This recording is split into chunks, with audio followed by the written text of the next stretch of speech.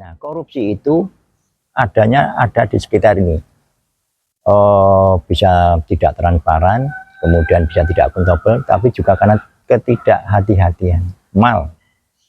Nah, yang ujung-ujungnya ketika ini sudah sekali dilakukan bebas, lepas, merasa aman, dia akan menjadi kebiasaan. Ini yang buruk. Maka harus kita mulai dari diri kita sendiri, dari lingkungan kita yang di koridor kewenangan kita. Dan harus keras menyuarakan, Pak. Memang kan jadi orang antik memang, kayak aku itu. Tapi insya Allah kalau ini bisa semua, setiap perubahan negara ini akan dipertanggungjawabkan dunia dan akhirat. Simpel, Pak, sederhana.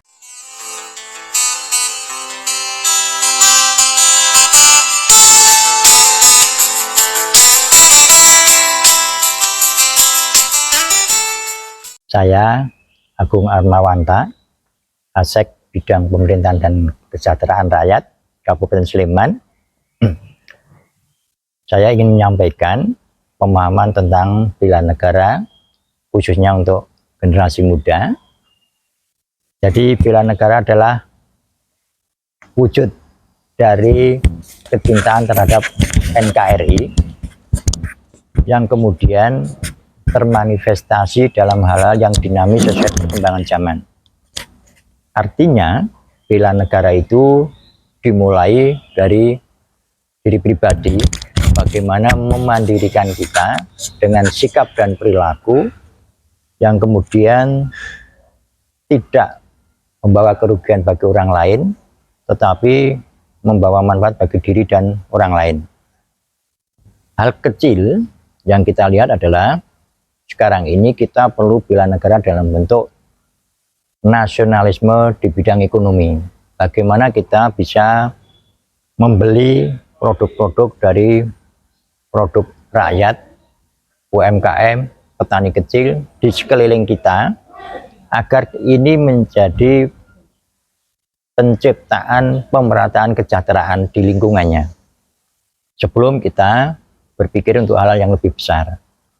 Kemudian menjaga kerukunan dalam bentuk mencari persamaannya dibandingkan mencari perbedaannya yang kemudian mengarah pada pemicu konflik. Tetapi sebaliknya juga bisa menciptakan kebersamaan, kerukunan melalui perbedaan, di mana saling menghargai perbedaan itu untuk mencari titik temu yang baru, sehingga bentuk kecintaan terhadap NKRI ini tidak akan pernah goyah, baik itu diperoleh dari banyaknya persamaan atau dari adanya perbedaan. Nah, bentuk-bentuk yang dinamis ini tentu kadang-kadang membawa benturan ketika kita tidak menyampaikan perilaku ini dengan akhlak yang baik, adab yang baik, tata krama yang baik. Karena itu ketika kemudian ingin melakukan perubahan hal yang baik, itu lakukan dengan dasar Pancasila, dan sudah kelihatan bahwa kita ini ada kebijaksanaan yang memiliki merata dalam arti segala sudut dan aspek ideologis, politik, ekonomi, sehingga hikmah kebijaksanaan itu menguntungkan, dan anak-anak muda ini kemudian bisa bergerak tetapi dalam koridor yang tetap dalam satuan NKRI. Prinsipnya itu. Mungkin dari istilah posisi panjenengan ini, mungkin sebagai orang yang masuk dalam pemerintahan ini, mungkin suri teladan apa yang bisa dicontoh oleh masyarakat luas, Bang? Jadi satu, bagi kami ASN, Pak, khususnya yang menjabat ini, sesuai juga pesan-pesan perintah Pak Presiden di pusat, mungkin juga kemudian di bupati kami sendiri, mengajak bahwa hidup ini cukup sederhana, karena bahagia itu bisa diperoleh dari hal-hal yang sederhana. Jangan kemudian kita yang sudah diberi kecukupan, siapapun itu, bergaya hidup mewah, flexing, atau style yang tidak cocok dengan nurani.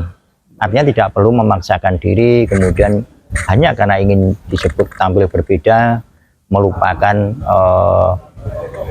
lingkungannya yang mungkin masih banyak membutuhkan.